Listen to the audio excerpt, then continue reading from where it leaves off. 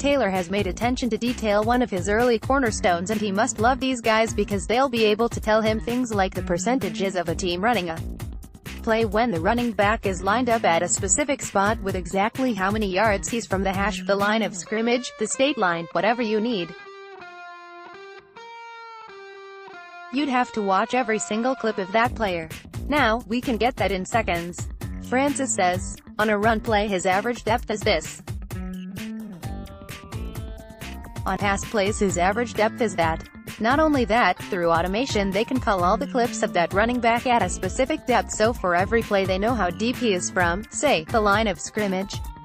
If he runs that play, it is attached to the video platform and the analysts can pull those plays for the coaches.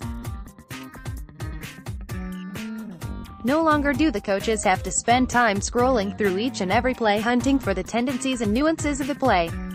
They can get exactly what they need by searching for it, because it's already been logged and tagged.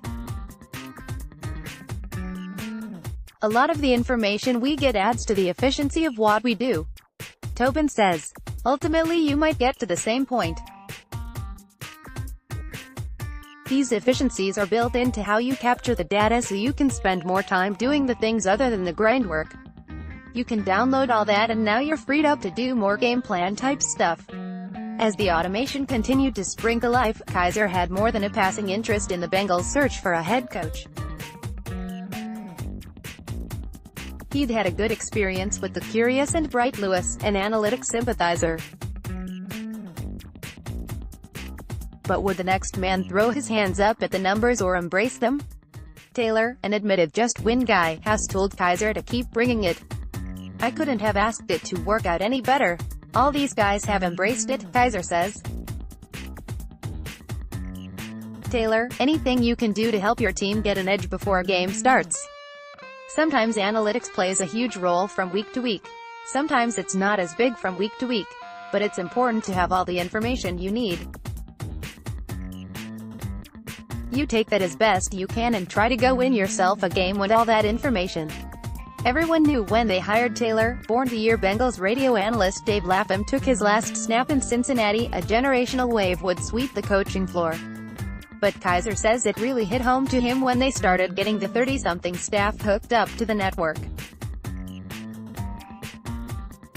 And the oldest guys on the staff, like 65-year-old senior defensive assistant Mark Duffner, had been in the league long enough that they could be honorary millennials for their computer work.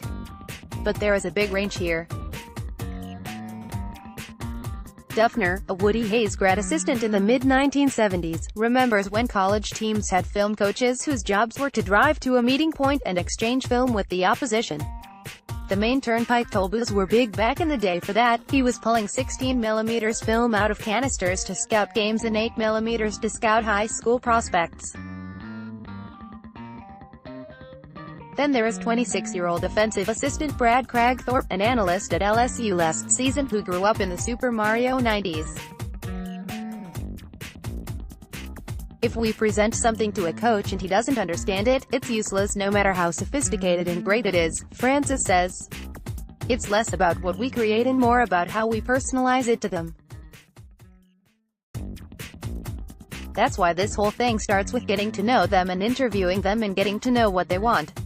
But that's going to have to wait. March Madness for coaches means they're on the road at workouts for college prospects and it's hard to find one in front of their computers. They're all over the place. Francis says, numbers can't take care of everything.